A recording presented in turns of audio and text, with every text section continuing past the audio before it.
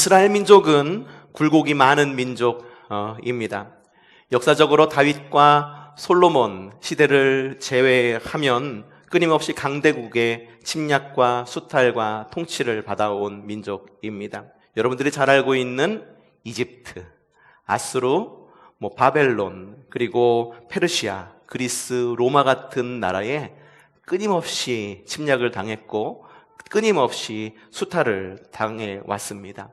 주님께서는 이스라엘 민족을 그렇게 홀로 내버려 두시지는 않으셨어요. 침략을 당하고 어려움이 있을 때마다 이스라엘 백성들에게 사사와 그 예언자들을 세우셔서 이스라엘 백성들이 하나님 안에서 어려움을 극복할 수 있도록 그들을 인도하셨습니다. 주님과의 복된 관계 속에서 이스라엘 민족은 어려운 환경 가운데 있었지만 그 가운데에서도 희망의 신앙을 싹 틔울 수 있었습니다. 어려운 시대를 극복해 가면서 가장 큰 희망이 자연스럽게 생겨났는데 그것이 바로 메시아니즘이라고 하는 것입니다. 자, 메시아라고 하는 말은요, 기름 부음 받은 사람이다라고 하는 의미를 갖고 있어요. 이스라엘 민족을 해방시키고 부흥시킬 하나님의 왕을 지칭하는데 그 새로운 왕이 어떤 모습을 가지고 오냐면 사람의 모습을 가지고 오고 그리고 다윗의 혈통 가운데에서 올 것을 믿었습니다. 그래서 다윗의 나라, 솔로몬의 그 나라, 이스라엘 백성들이 가장 부유했고 그리고 가장 전성기를 누렸던 그 나라를 회복시킬 것을 믿으면서 메시아를 기다려 왔습니다. 이후에 이스라엘 백성들은 또다시 그리스와 로마의 통치를 받게 되는데요. 그리스와 로마 통치 시대에는 그 시대를 주름잡던 언어가 있었습니다. 그것이 바로 그리스어, 우리가 헬라어라고 말하는 그리스어입니다. 이 그리스어로 메시아라고 하는 단어가 번역이 되는데 그것이 바로 그리스도라고 하는 말입니다. 메시아라는 말과 그리스도라고 하는 말은 같은 말입니다. 핸델의 메시아 아시죠? 할렐루야 아시죠? 그 핸델의 메시아라는 말은 곧 그리스도라고 하는 말입니다. 예수 그리스도라고 하는 말은 예수 곧 메시아라는 말입니다. 예수 그리스도, 예수 메시아, 메시아 예수, 그리스도 예수 모두가 다 같은 말입니다. 이처럼 유대 민족은 기다림의 민족입니다. 이사야의 예언을 통해서 이미 수백 년 전부터 메시아가 올 것을 알고 있었고 그리고 기다리고 있었습니다. 이사야의 예언이 어떤 예언이었는가 함께 읽어보도록 합시다. 시작.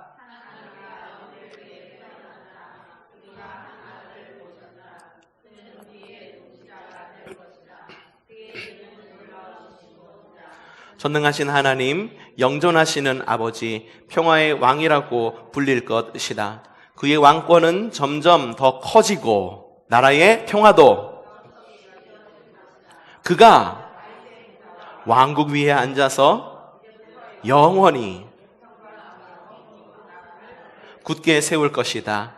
만군의 주님의 열심이 그것을 반드시 이루실 것이다. 아멘. 만군의 주님의 열심으로 말미암아 그 땅을 회복시킬 메시아가 그 이스라엘 가운데에 올 것이라는 것을 알고 있었던 거죠.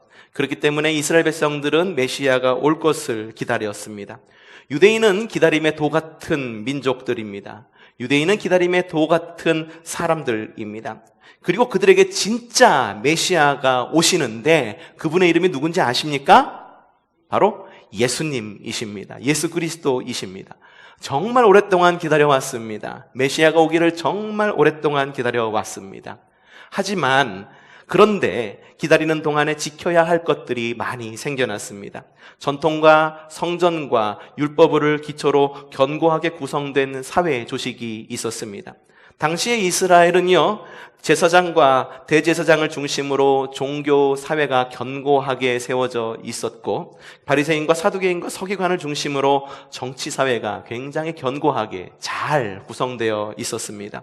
모든 사람들은 종교 제도와 사회 제도 가운데에서 그냥 열심히 잘 살아갔고 그리고 그것이 매우 익숙하고 당연한 것으로 여겼습니다. 우리 성경에 보면은 예수님께서 오셔서 바리새인들을 막 책망하는 모습이 나오죠. 그 가운데에 바리새인들이 이게 큰 술을 달고선 이렇게 길거리 시장 한가운데서 손을 들고 기도하는 모습을 보시면서 주님께서 외식하는 자들아 라고 말하는 것을 볼 수가 있어요. 그런데요, 그게 그 당시에 사람들이 볼 때에는 굉장히 익숙한 광경이었습니다. 바리새인들이 길거리 한가운데에서 두 손 들고 하나님께 기도하는 것, 금식하는 것, 사람들은 그걸 너무 부러워했었어요. 그래서 그렇게 따라가기를 원했고 사람들은 매우 당연한 것으로 여겼습니다. 또 주님께서 성전에 들어가셨죠. 성전에 들어가셨는데 장사판이 벌어졌어요. 성전에서 장사판이 벌어졌어요. 근데 주님께서 그걸 보시고 막 뒤집으시면서 역정을 내십니다. 그러면서 야, 여기가 장사하는 곳이냐, 만민이 기도하는 집이지 여긴 장사하는 곳이 아니야 라고 하면서 막 뒤집습니다. 근데 이것 또한 이스라엘 민족, 그 당시에 이스라엘 민족 유대인들에게는 매우 자연스러운 일이었었어요. 성전에 들어가서 하나님께 예배를 올리고 희생제사를 드려야 되는데 밖에서 통용되던 돈은 쓸 수가 없었어요. 그래서 성전 돈으로 환전을 해야 됐고 밖에서 가져온 재물들의 흠이 있을 때에는 흠없는 성전에서 길러진 것으로 바꿔야 됐었어요. 그래서 그 안에 있었던 대제사장과 제사장들은 환전 수익 그리고 교체로 인한 것으로 인해서 발생되는 수익을 굉장히 많이 챙겼어요. 근데 그것이 사람들이 너무 당연하게 여겼어요. 야, 밖에서 가져와봤자 성전에서 못 쓰니까는 환전도 해야 되고 바꿔야 되고, 그 당시 사람들은 굉장히 당연하고 자연스럽게 여겼다라고 하는 거예요. 아주 오랫동안 기다림이 오래되었던 것만큼 그러한 종교사회와 정치사회에 이런 제도가 정착되었고 시행착오도 이미 겪어왔습니다. 어떻게 하면 실패하고 어떻게 하면 성공한다라고 하는 것, 사회제도가 어떻게 하면 잘 정착된다라는 시행착오도 이미 겪었습니다. 그렇기 때문에 굳이 변화가 없어도 그냥 그대로 가만히 두기만 한다면 저절로 그들의 삶은 계속될 것이다라고 하는 믿음이 있었고 실제로 계속될 수 있었습니다. 그런데 하필이면 그때에 메시아가 오신 것입니다. 이제 메시아가 오셨으니 새 왕을 인정하고 이스라엘을 해방시키고 부흥시킬 새로운 세계를, 새로운 시대를 이어가면 되는데 유대인들은요 굉장히 계산이 빠른 사람들이에요. 그래서 계산을 해보니까 그동안 세워온 것들이 너무 견고했다라는 말이죠. 그래서 메시아를 인정하는 것보다 현상을 유지하는 것이 훨씬 이익이라고 생각을 한 것입니다. 현상 유지가 이익이라고 생각을 하니까 그들의 삶 가운데에는 신앙으로는 메시아를 기다립니다. 주님 오셔서 우리를 해방해 주세요 라고 늘 그렇게 기도를 했지만 실제 삶에 있어서는 메시아가 오실 것을 준비할 필요도 없었던 거고 메시아가 실제로 오면 어떨까 하는 걱정이 오히려 그들 마음 가운데 있었던 것입니다. 이 즈음에 광야에서 외치는 소리가 있었습니다. 그는 낙타털 옷을 입었었고 허리에는 가죽띠를 띠고 메뚜기와 야생 꿀을 먹으면서 큰 소리로 회개하라! 천국이 가까이 왔다! 라고 외치던 야인이었으며 랍비였었습니다. 그의 이름은 누구였을까요? 네, 세례 요한이었습니다. 세례 요한은 회개하라, 천국이 가까이 왔다 라고 외칩니다. 메시아와 하나님 나라가 임박했으니 또 이렇게 외칩니다. 뭐라고 외치느냐? 이렇게 외칩니다. 시작! 회개에 알맞은 열매를 맺어라 라고 이야기를 합니다. 당시 유대인들은 그들이 살아온 대로 그렇게 살면 큰 문제가 없었다라고 이미 앞서서 말씀드렸습니다. 현상 유지에는 큰 문제가 없었어요. 그래서 굳이 내가 어떠한 노력을 하지 않아도, 굳이 회개에 필요한 열매를 맺지 않아도 지금 상태로 유지만 한다고 한다면 사회는 유지될 것이고 종교는 유지될 것일 것입니다. 하지만 메시아 곧 왕의 방문을 준비하려면 그들의 마음 가운데에 살짝의 변화가 아닌 대청소가 필요했던 것입니다. 당시에는 늘 끊임없이 성전에서는 회개의 희생제사가 드려졌습니다. 매일매일 드리는 상번제라고 하는 제사가 있었고요. 오늘 초하루 주일이죠. 그래서 초하루 때마다 하나님께 예배를 하면서 구별하여서 예물을 드리고 특별한 예배를 또 올려드렸습니다. 그리고 절기 때마다 얼마나 많은 예배를 드리고 희생제사가 드려졌는지 우리는 셀 수가 없었어요. 하지만 그 제사 가운데에 정말로 하나님과 나와의 온전한 불편한 관계가 회복됩니다 라고 하는 그러한 제사를 갖다가 드린다고는 했지만, 종교적인 회개, 내가 이 도리를 했어, 종교적으로 회개에 도리를 했으니까는 나는 된 거야, 내가 사역의 도리를 다 했으니까는, 내가 할 만큼 다 했으니까는 이만큼이면 된 거야 라고 말하고 생각하는 종교적인 도리와 회개만 있었을 뿐 실제적인 삶의 변화는 없었던 거예요. 그렇기 때문에 세례 요한이 와서 그렇게 이야기를 한 겁니다. 뭐냐? 회개에 합당한 열매를 맺어라 라고 말하면서 그들에게 일침을 가한 것이죠. 세례 요한이 외친 그 요지는 무엇이냐? 메시아? 야, 그거 희망만 있으면 뭐해? 너희 늘 메시아를 기다려왔잖아. 메시아를 기다려왔고 메시아가 와가지고 지금의 우리의 상황, 너희의 상황을 좀 회복시키고 좀 자유하기를 원했는데, 야, 메시아 희망만 하면 뭐하니? 실제로 메시아가 왔으면은 메시아가 올 것을 준비해야지. 삶으로 변화가 있어야 되고 실제적인 삶의 변화가 있어야지. 그냥 종교적인 회개가 아니라 삶에 돌이킴이 있어야지 라고 그렇게 일침을 가한 겁니다. 여러분, 회개가 뭔지 아십니까? 회개는요, 내 마음 가운데 있는 죄에 대한 부담감을 덜어내는 것, 그것이 회개가 아니에요. 하나님, 내가 회개기도 열심히 했어요. 회개기도 한번 끝내주게, 정말 신나게, 혹은 너무 크게 막 회개기도하고 눈물 흘리면서 막 기도했어요. 하나님, 내가 이렇게 회개기도 하니까요, 마음이 후련해진 것 같아요. 하나님, 이런 후련한 마음, 은혜를 주심을 감사합니다. 거기서 끝나는 것이 회개가 아니라, 회개는요, 실제적인 삶을 돌이키는 게 회개입니다. 내가 잘못된 길로 걸어가고 있어요. 잘못된 길로 걸어가는 것, 거기서 회개하고 눈물 뿌리고 나의 마음 가운데 있는 죄책감을 떨쳐버리고 가던 길을 계속 가는 것이 아니라, 회개란 무엇이냐면 그 자리에서 눈물 뿌렸으면, 회개했으면 그 자리를 돌이켜서 십자가를 향하는 그 삶으로 돌이키는 것, 실제적인 삶의 변화가 있는 것, 회개에 합당한 열매가 있는 것, 그게 바로 진정한 회개다라고 이야기하는 거예요. 유대인들은 그게 없었던 거예요. 늘 교회 나가서, 성전 나가서 잘못했습니다, 주님 나의 예배를 받아주세요, 성전 제사는 정말 끝내주게 드렸는데, 흠없는 하나님에 대한 예배를 드렸다라고는 했는데 그들의 삶과 신앙은 분리가 되어서, 신앙은 있었지만 실제적인 삶의 변화는 없었기 때문에, 메시아는 오시기를 바란다라고 이야기는 했지만 실제로 메시아가 왔을 때에는 그들이 가지고 있는 그냥 그 사회 구조와 종교 구조를 갖다가 그냥 유지하기를 바랬기 때문에 이스라엘 백성들은 메시아를 갖다가 거부했던 것입니다. 그렇기 때문에 세례 요한은 그렇게 외친 거예요. 회개에 합당한 열매를 맺으십시오 라고 그렇게 외쳤던 것입니다. 세례 요한의 피 끓는 외침은 지금도 유효합니다. 우리는 이미 우리에게 온 하나님 나라를 살아갑니다. 그리고 주님께서 다시 오셔서 우리의 우상들을 태우시고 그 나라, 하나님 나라를 완성시키실 것을 희망합니다. 주님께서 다시 오셔서 완성시키실 하나님 나라가 그리고 매우 임박했음을 우리는 이미 알고 있습니다. 세례 요한의 외침처럼 하나님 나라가 가까이 왔음을 우리는 이미 알고 있습니다. 어쩌면 우리는 하나님 나라가, 완성될 하나님 나라가, 예수님의 재림이 이미 우리에게 임박했음을 알고 있기 때문에 어쩌면 우리의 신앙의 출발점은 2000년 전 유대인들보다 훨씬 유리한 고지 위에 있다라고 여겨지기까지 합니다. 그러니 세례 요한의 절규처럼 회개에 알맞은 열매를 맺어라, 회개에 합당한 열매를 맺어라 라고 하는 이 절규처럼 우리는 회개에 합당한 열매를 맺어야 한다라고 하는 것입니다. 왕이 오실 길을 닫고 기쁨으로 준비해야 한다라고 하는 것입니다. 이쯤에서 우리의 신앙을 한번 돌이켜보아야 되죠. 여러분의 신앙은 어떻습니까? 지금 우리의 신앙은 회개에 합당한 열매를 맺고 있는 삶을 살아가십니까? 아니면 여전히 뭔가 좀 부족하다라고 하는 그러한 마음을 갖고 왠지 모를 불안감과 왠지 모를 부담감으로 그렇게 살아가고 계십니까?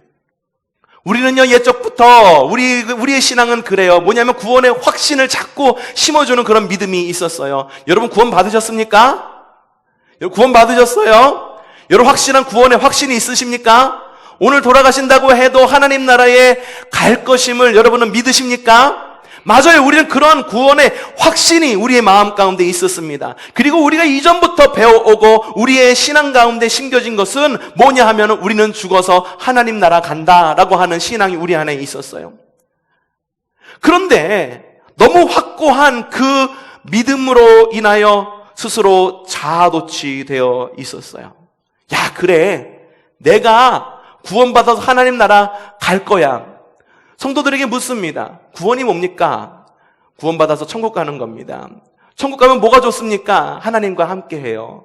그러면 어떻게 갑니까? 죽어서 갑니다. 그럼 또 묻습니다. 뭐라고 묻냐면, 그러면 이 땅 가운데에서 어떻게 살아가십니까? 그것에 대해서 자신 있게 이야기할 사람이 누가 있겠습니까? 오히려 너무 확고한 믿음, 곧 나는 죽어서 천국 갈 거니까는 나는 괜찮아. 하나님께서 그래도 나를 사랑해 라고 하는 자아도취와 안일한 마음을 가지고 이 땅에서의 실제적인 삶에는 회개에 합당한 열매가 없는 삶을 살아가고 있지 않았느냐는 걸 갖다가 세례 요한은 우리에게 반문하고 있는 것입니다. 예배의 열심, 성도를 향한 사랑, 전도의 열정, 신실한 교제, 그리스도인으로서의 삶의 원칙, 직분자의 의무, 교회에 대한 관심 등 하나님께서 우리에게 주신 분명한 사랑의 의무를 주셨지만 하나님께서 너무 높은 기대를 우리에게 갖고 계신 건 아니에요. 우리가 어떻게 이 땅에 살면서 하나님의 그런 기대에 맞추어 살아가요? 에이, 하나님 현실감각 참 없으시다. 하나님 한번 이 땅 한번 살아보셨어요? 그렇게 살기가 얼마나 힘든지 알아요? 왕따 돼요. 그러다가 우리 삶 다 놓쳐요. 그러면서 하나님께서 명확하게 주신 이만큼의 기준을 타협해서 요만큼 낮추어서 결국은 회개에 합당한 열매를 하나도 맺지 못하는 그러한 삶을 살아가고 있지는 않느냐라는 거예요. 여러분에게 확실하게 이야기할 수 있는 건 뭐냐 하면은요, 여러분, 회개에 합당한 열매를 여러분이 맺지 않는다라고 해도 우리의 삶은 크게 변화되지 않을 것입니다. 우리의 삶은 하나님 나라 갈 때까지 큰 변화 없이 그렇게 잘 이어갈 것입니다.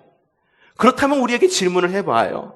그렇다고 말한다면 우리의 삶 그냥 유지하는 것 그거에 급급해가지고 살아간다라고 한다면 2000년 전 유대인들과 다를 것이 뭐냐는 거예요. 2000년 전 유대인들은요, 그냥 그들의 삶, 그들의 생활 패턴, 그들의 사회, 그들의 종교 패턴, 그 모든 시스템을 유지하기 위해서 메시아가 실제로 왔음에도 불구하고 그 메시아를 진정으로 메시아로 모시지 않고 오히려 그 메시아를 어떻게 했습니까? 십자가에 달려 죽게 했다라고 하는 거예요. 만약에 우리 삶 가운데 지금 예수님께서 우리 가운데 오시면은 우리는 어떨까요? 주님께서 우리 가운데 오셔서 말씀하십니다. 야, 이제는 내가 너희 삶을 다 변화시킬 거야. 이제는 너희 삶, 이제까지 가져왔던 가치관들 다 소용없어. 이제는 새로운 새 포도주를 새 부대에 넣듯이, 그렇게 새 포도주를 새 부대에 넣듯이 너희 삶이 완전한 삶, 변화된 삶으로 변화될 것이니까는 이제는 너희 그렇게 지금의 삶에 급급해하지 않아도 돼. 주님께서 그렇게 오셔서 말씀하신다고 한다면 여러분, 우리가 가지고 있었던 모든 욕심들, 돈에 대한 욕심들, 권력에 대한 욕심들, 조금 더 남보다 높아지려고 하던 욕심들, 내가 자존심 세우려던 그 욕심들 모두가 한 번에 딱 내려놓고 주님은 나의 구주이십니다. 나의 진정한 메시아이십니다. 나의 삶을 구원시킬 하나님이십니다라고 고백할 만한 자신감 있는 사람이 우리 가운데 과연 몇 명이나 될까 돌아볼 수밖에 없다라고 하는 거예요. 그냥 내 삶 이어가기를 하나님 지켜주시죠. 하나님, 조금만 있으면은 우리 손주 돌이고, 조금만 있으면 우리 가족들 이제 대학교 가고, 조금만 있으면 우리의 삶이 풀어질 건데, 아우 주님, 왜 하필 이때 오셔가지고선 왜 좀 더 나아질 삶을 맛보지도 못하고 이때까지 어려움만 겪게 하다가 왜 하필 지금 오시나요? 라고 그렇게 대답할 것이라고, 그렇게 대답하지 않을 것이라고 그 누가 장담할 수 있겠느냐고 하는 거예요. 우리는 열처녀의 비유를 기억해야 합니다. 한번 읽어보죠. 시작.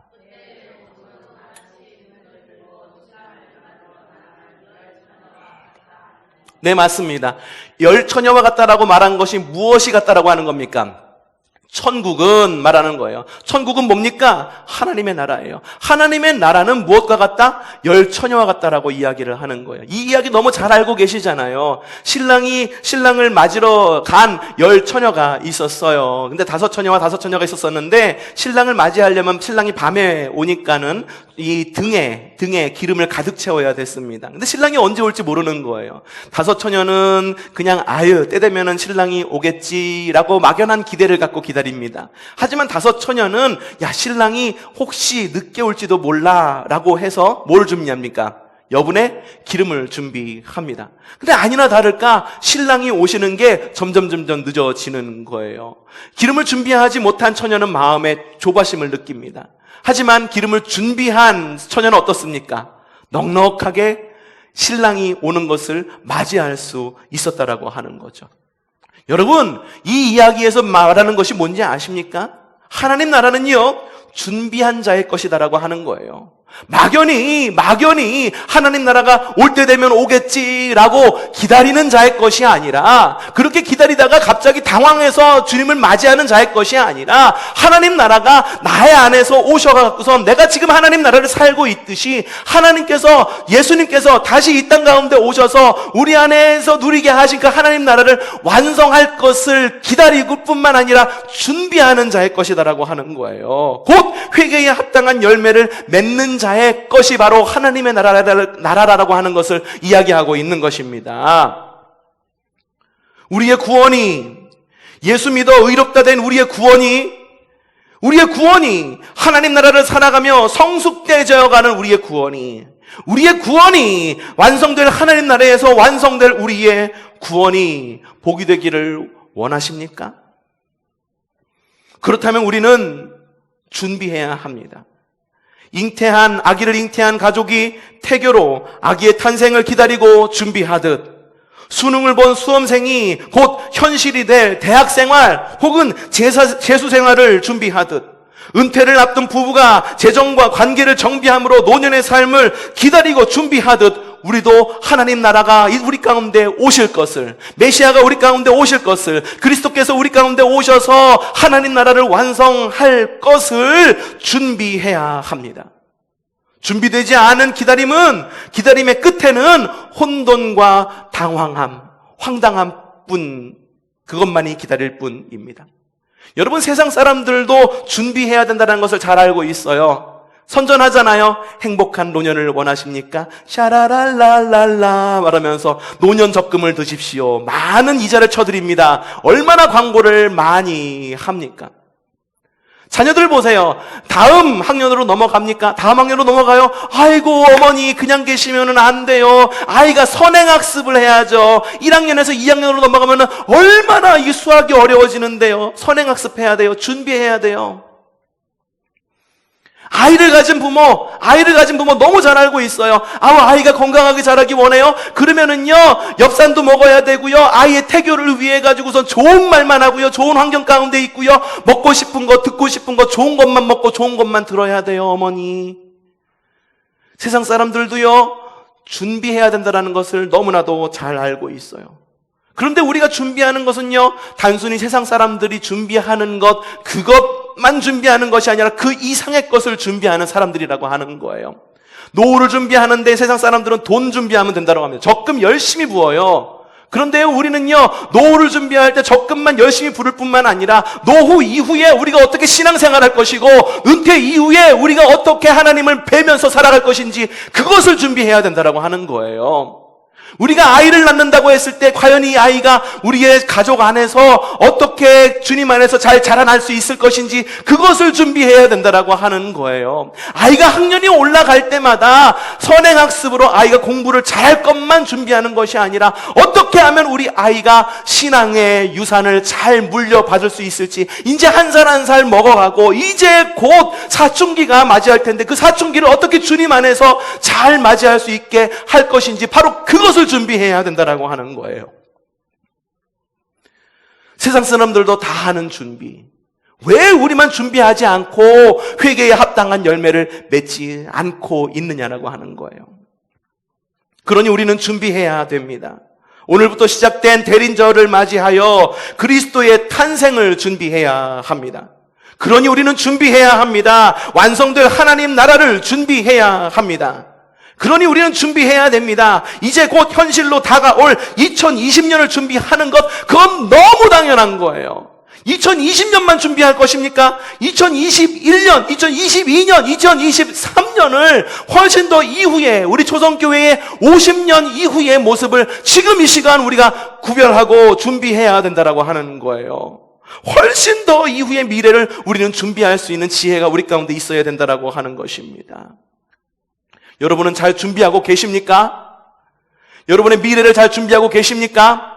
세상 사람들 준비하는 것, 그것 이상의 것, 하나님께서 우리에게 주신 더 큰 복, 그 복을 누리기 위해서 준비된 미래를 준비하고 계십니까? 준비하는 우리의 신앙의 끈을 다시 단단히 묶으며 준비하는 여러분들 되시기를 바랍니다.